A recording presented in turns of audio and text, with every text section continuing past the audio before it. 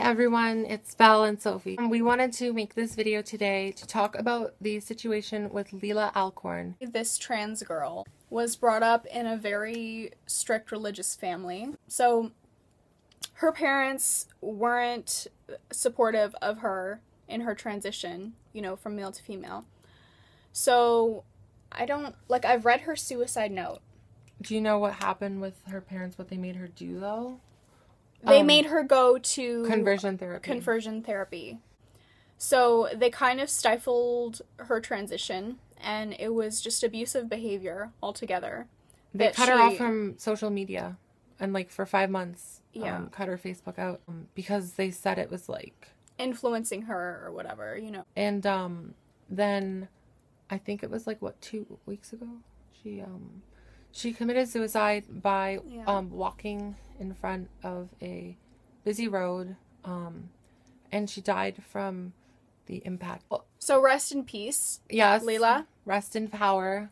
We're fighting for you. What we wanted to talk about was our takes on exactly what happened. It's good to have videos out there talking about it because everybody's got to know. It's good to give your take on it. Yeah.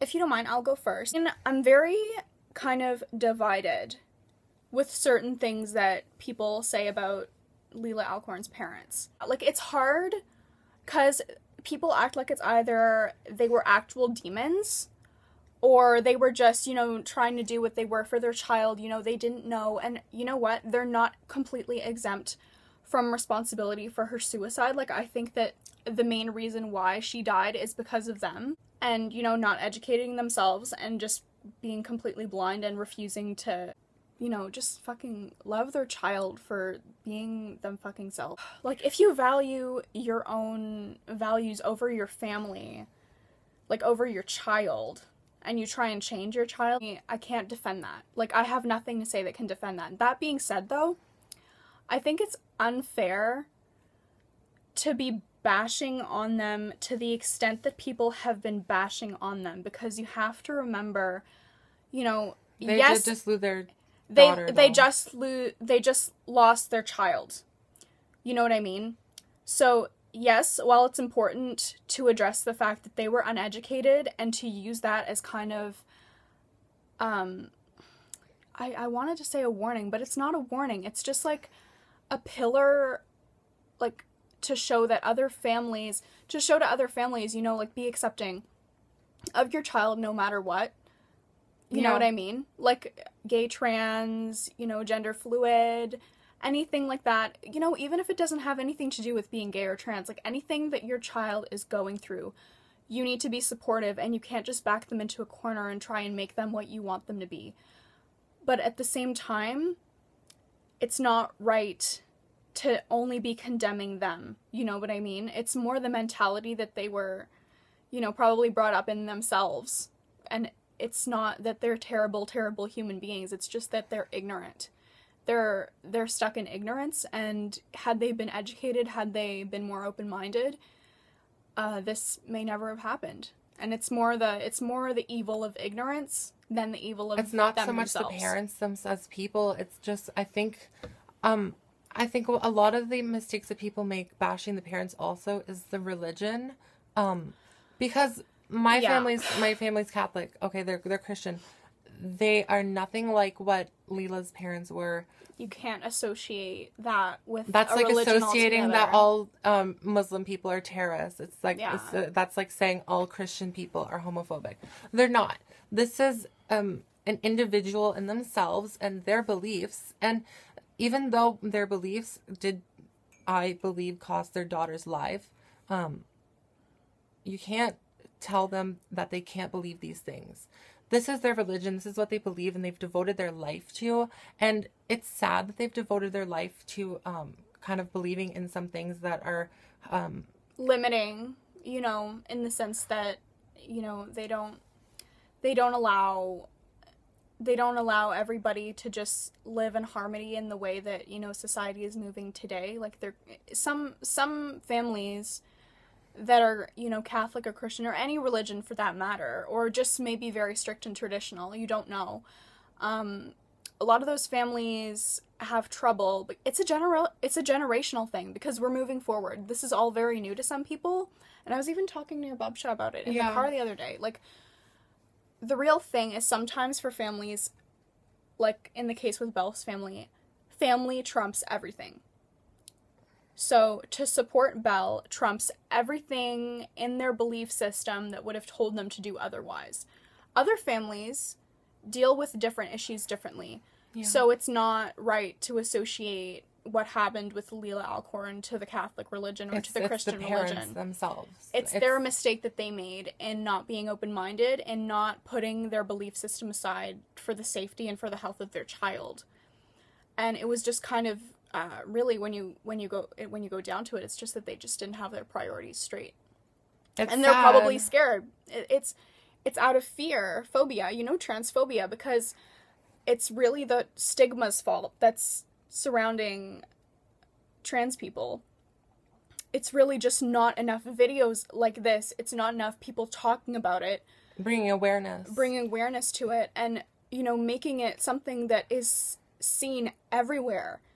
That's what is making it unsafe for people to go outside, when they're trans, for people to be in public, is that nobody is being educated on it. Nobody is seeing all of this happening. And I think that was one of the main messages Leela really wanted to put forth in her suicide note, when she said she wanted her death to mean something. So that's why it's important to bring attention to these things and to talk about it, and to defend your opinions on it, and to debate people on it, and to give them, reasons for why you think people should have equal rights when they're trans, and why you think they should be able to go out and be safe. You have to justify it, and you have to fight for it yourself, the same way you do with everybody that comes up to you and is like, oh, tell me about it, or maybe they come up and they're disrespectful, they mispronoun you, they misgender you. I don't think people know the importance of just respecting trans people, because at the end of the day, your transition does not affect your life. And if it does, then you shouldn't be in their life. That's what comes down to it. You don't have to be disrespectful. You just don't have to associate with them. I think that also the thing that, I don't think that there is enough, representation? I don't know how to explain it. For Leela, I think she was very, very early on in her transition. And I think that also played a major role in her parents kind of maybe believing in it.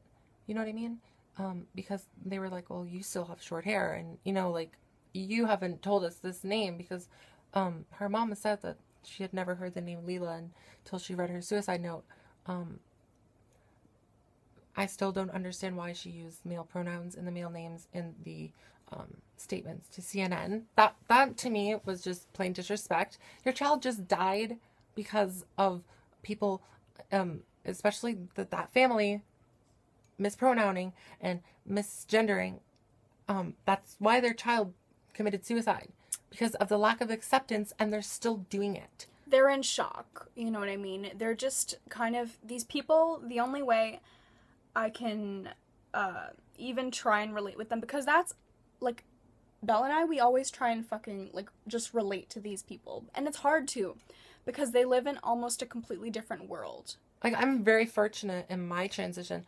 I have had a very little disrespect and unacceptance, and I'm very thankful for that. And it's really unfortunate that there are some people who are really not as lucky as me.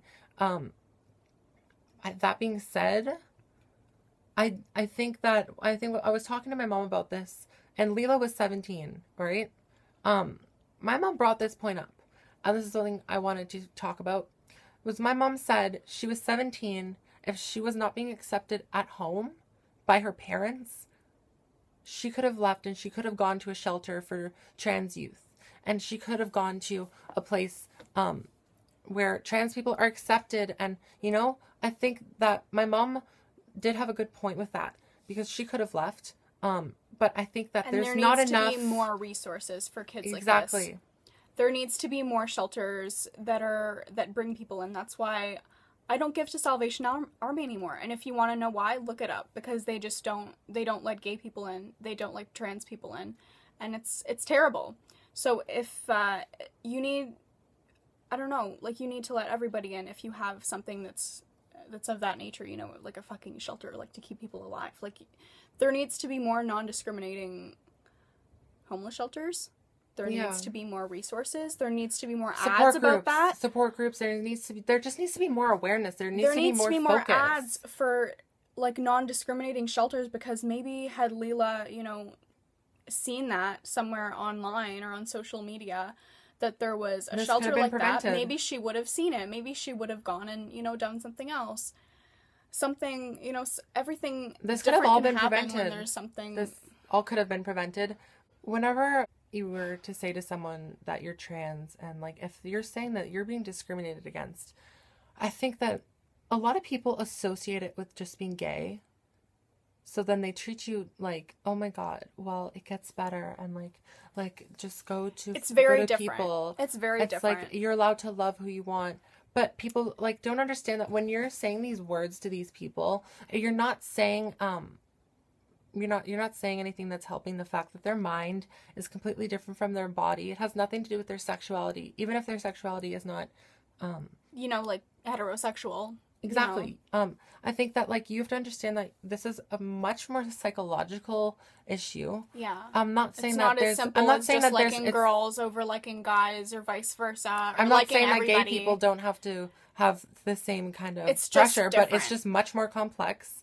And there's a lot more that can be done. There's a lot more that people need to focus on.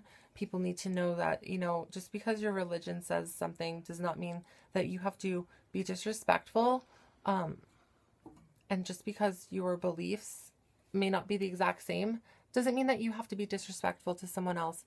Because at the end of the day, your words and all of these things, they have a major impact, not only on one person, but on the whole community. Yeah. When one person is being discriminated against and no one is standing up for them, that's showing people that, you know, that no one really cares. Because if, like, you know what I mean? Like, if no one's going to stand up, like, why wouldn't Leela think that she should stay here? Because she obviously didn't feel like anybody cared. She clearly did not feel like there was enough focus. There was not enough, like, she had advocates. no support. She had no support. And, like, the way... And here's something that I really got out of her suicide note. Sorry to interrupt, but No, it's fine. I got it out of her suicide note that she was talking about the life that she would have as a trans woman. Even if she were to transition, even if she were to be able to live in the body that she wants. She was talking about what happens after that, because everybody talks about a transition. Everybody talks about what happens after. Everybody talks about SRS. Nobody talks about life afterwards. Nobody talks about dilation. Nobody talks about, like, the aftercare that you have to... And nobody talks about upkeep of your new body that you're going to have to be taken care of. Nobody talks about relationships. Like, your newfound sexual life, if that's something that, you know, if you want to, you know, go out and have a sexual life, you know, all that stuff... It's not talked about. It's not talked about. And to somebody who's young and who hasn't even gone through SRS or hormones or blockers or surgery or anything, like, somebody who hasn't gone through anything to even get to the body that they want, and they still have things to worry about afterwards, like, who's gonna love me? Who's gonna marry somebody who used to be a man or used to be a woman, or who wasn't born the gender that I'm gonna become, you know? Who's gonna not think that I'm weird? Who's gonna want to be with me the rest of my life? Who's gonna hire me? You know what I mean? Like, how is my life going to be when I'm happy, but everybody around me is still going to be questioning me, even after I look the way that, you know, my gender is perceived? Nobody talks about the life afterward. And that was something that Leela was talking about. She was like, she said something like this. She was like, even if I were to transition, I would be a lonely woman. I would be lonely. Nobody would want to kiss me. Nobody would want to, you know, be affectionate with me. Nobody would want... And that's something that's so hard for me to think about, because, you know, I'm never going to have to think about that, you know, because I'm never going to be uncomfortable with my body. And you know, at the same degree that trans people are, at the same degree that I am. You know, that you are.